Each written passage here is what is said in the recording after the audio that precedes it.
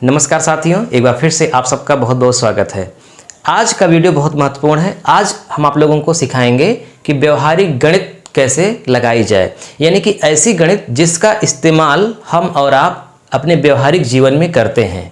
दुकान पे कुछ खरीदने जाते हैं तब, कोई हिसाब करना होता है तब, तो इस गणित का प्रयोग चाहे पढ़ा लिखा व्यक्ति हो चाहे अनपढ़ व्यक्ति हो। पढ़ा लिखा और अनपढ़ का मतलब यहाँ गणित पढ़ने से है, यानी कि जो गणित पढ़ा है, जिसको गणित अच्छे से आती है, उसका भी काम लगता है, जो गणित नहीं पढ़ा है उसका भी काम लगता है इस समाज में। तो मैं आपको गारंटी के साथ कहता हूँ कि आप इस वीडियो को पूरा देखिएगा। मुझे नहीं पता कि आपको गणित कितनी आती है कितनी नहीं, लेकिन अगर आप इसको पूरा देख लेंगे तो मैं आपको ऐसी टेक्निक बताऊँगा जिससे आप 100% सवाल लगाना सीख जाएंगे। कम से कम इस प्रकार के सवाल जो आज हम लगवाएंगे। देखिए, हमने आपके सामने एक सवाल लिखी है। 5 कुर्सी और 3 मेज का मूल्य 2900 रुपये है तथा 3 कुर्सी और 5 मेज का मूल्य 2700 रुपये है, तो 1 कुर्सी और 1 मेज का मूल्य बताओ। यानी 1 कुर्सी और 1 मेज का अलग अलग मूल्य बताओ, या फिर इन दोनों को जोड़ करके कितना मूल्य होगा वो बताओ। देखिए, इसको कैसे लगाएंगे। पहली बात तो ये समझ लीजिए कि अगर इसमें एक लाइन को हम हटा दें तो ये सवाल नहीं लग पाएगी। जैसे अगर केवल इतना लिख दें कि 5 कुर्सी और 3 मेज का मूल्य 2900 रुपये है, तो 1 कुर्सी और 1 मेज का मूल्य बताओ, तब निश्चित नहीं होगा कि 1 कुर्सी और 1 मेज का मूल्य क्या होगा। लेकिन जब 2 बार दाम दिया गया हो, यानी एक बार 5 कुर्सी 3 मेज का मूल्य इतना है, फिर कुछ कुर्सी कुछ मेज का मूल्य इतना है, यानी कि जब 2 बार 2 कंडीशन रहेगी तब जाकर के क्लियर होगा और तब जाकर के 1 कुर्सी और 1 मेज का मूल्य निकलेगा। तो ये हमेशा इस तरह की सवाल, जब 2 वस्तुओं का सम्मिलित रूप होता है ना, तो 2 बार उसका दाम जरूर बताया जाता है, 2 ऑप्शन करके तब सवाल लगाई जाती है। तो कैसे करेंगे, ध्यान से समझिएगा। यहाँ पर 2 वस्तु है, एक कुर्सी है और एक मेज। तो मैं अपनी तरफ से मान लेता हूं, माना 1 कुर्सी का मूल्य, और इसी तरह से माना 1 मेज का मूल्य। अब क्या मान लें, अंक छोड़ करके कुछ भी मान लीजिए, क्योंकि अंक से तो सवाल लगेगी। अक्षर कुछ भी मान लीजिए, क ख ग घ अंगा या ABCD कुछ भी। तो हम कुछ भी का मतलब मान लेते हैं कि x रुपये है 1 कुर्सी का मूल्य और y रुपये है मेज का मूल्य। आपको x y से घबराना नहीं है कि हमने तो गणित पढ़ा नहीं है और सर x y बता रहे हैं। नो टेंशन, आप दिमाग से निकाल दीजिए इसको। यहाँ देखिए, हमने ये मान लिया कि 1 कुर्सी का मूल्य x रुपये है। x रुपये का मतलब कि हमें बिल्कुल भी नहीं पता है कि कितना रुपये है। तो कितनी कुर्सी का दाम दिया गया है, 5 कुर्सी। तो इसका मतलब कि हमें यहाँ पे 5x लिखना है। जैसे 1 कुर्सी का दाम अगर 1000 रुपये है, तो 5 कुर्सी का दाम क्या होगा, 1000 में 5 का गुणा होता है तो 5000 हो जाता है। तो चूंकि हमने 1 कुर्सी का दाम x रुपये मान लिया, इसलिए 5 कुर्सी का दाम कितना हो गया, 5x। बस 7 कुर्सी रहती तो 7x, 6 कुर्सी रहती तो 6x। अब 5 कुर्सी के दाम में 3 मेज के दाम को जोड़ दीजिए तो 3y लिख दीजिए, क्योंकि 1 मेज का दाम हमने y लिखा है। इसे लिखने की आवश्यकता नहीं है, ये तो मैं आपको समझाने के लिए लिखा हूं। आपको यहां ध्यान देना है, 5 कुर्सी 3 मेज दोनों जुड़ करके हो जाते हैं 2900 रुपये। एक ब्रैकेट बना दीजिए। फिर देखिए, दूसरी बात कह रहा है कि 3 कुर्सी और 5 मेज का मूल्य क्या होगा। तो अब यहाँ पे लिखा जाएगा 3x।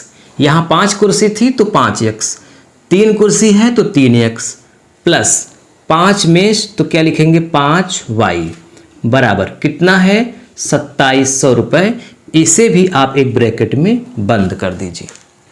दरअसल अभी तक हमने आपको कोई गणित बताई ही नहीं है। अभी तक केवल आपको हमने लिखना बताया है, और इतना मुझे लगता है कि कोई भी समझ सकता है यहाँ तक। 5 कुर्सी 5x, 3 मेज 3y, फिर 3 कुर्सी 3x, 5 कुर्सी 5y, मतलब 5 मेज 5y, दोनों का दाम। अब आपको इन दोनों में लगाना है गुणा का चिन्ह। ध्यान रहे, जो y के साथ लिखा गया है अंक, अगर वो अलग अलग अंक है तो आपको हमेशा यहाँ गुणा का चिन्ह लगाना है। अलग अलग अंक का मतलब यहाँ 3 और 5 अलग अलग अंक है।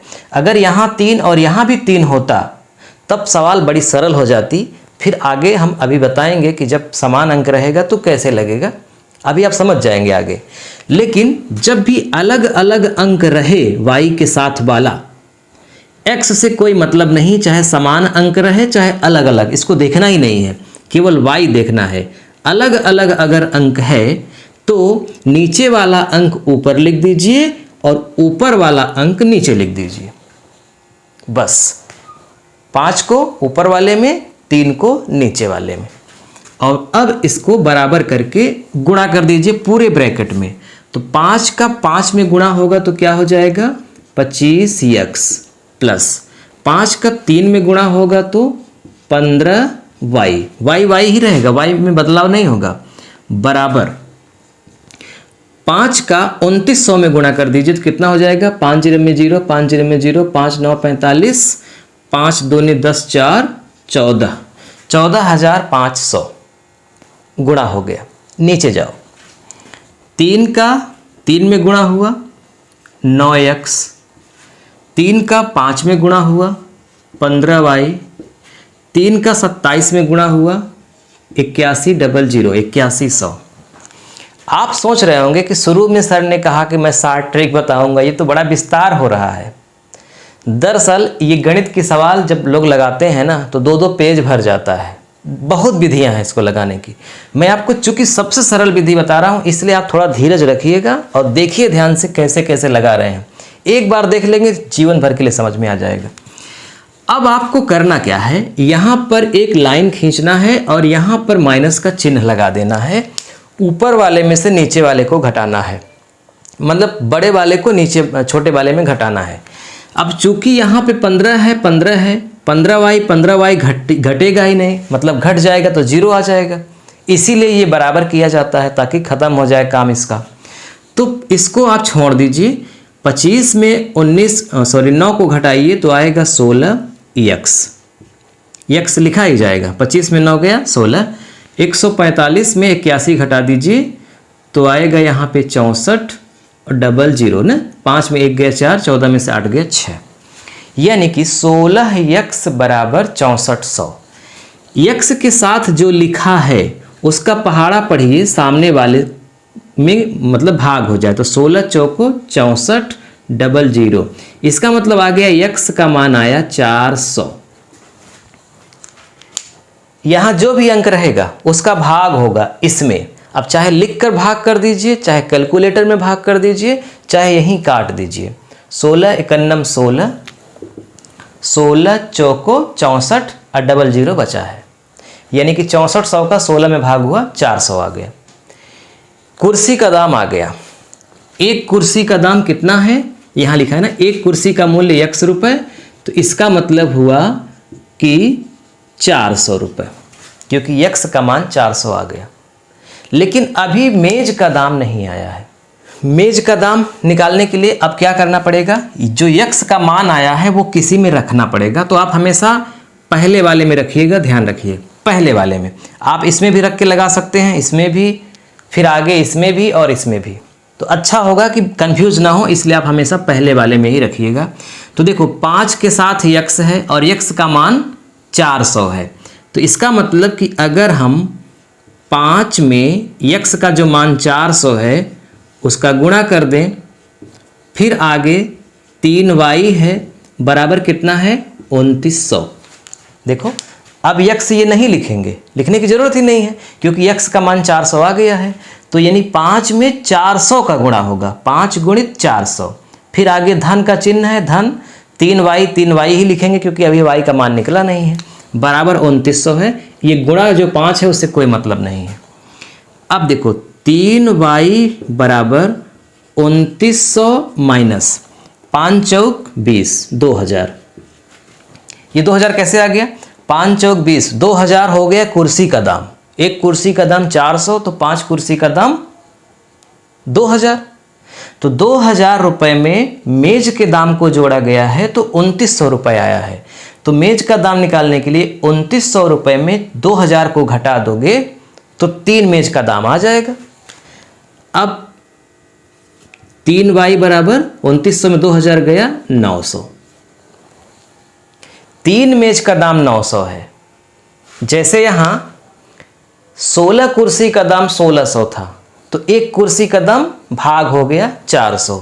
उसी तरह से यहाँ पे 3 मेज का दाम 900 है तो एक मेज का दाम कितना होगा 300। 3 त्रिका 9। ठीक उसी तरह जैसे वहाँ काटा गया वैसे ही यहाँ एकदम निश्चित हो गया कि एक मेज का दाम 300 रुपये, एक कुर्सी का दाम 400 रुपये। दोनों को मिला दीजिए तो एक मेज और एक कुर्सी का दाम 4 3 700 रुपये। अब चाहे 2 कुर्सी का दाम निकालिए तो 4 दूनी 800 रुपये हो जाएगा।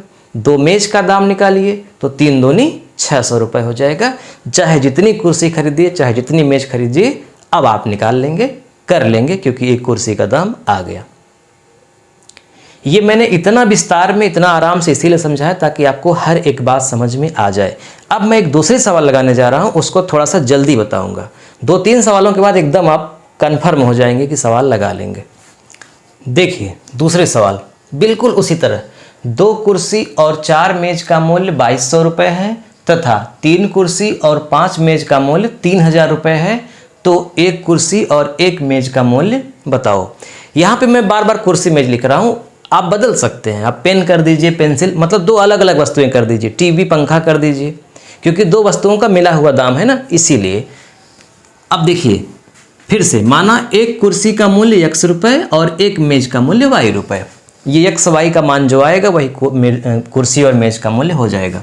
प्रश्न के अनुसार क्या करेंगे, 2 कुर्सी हो गई 2x रुपये की, 4 मेज हो गया 4y रुपये का, जुड़ करके हो गया 2200 रुपये।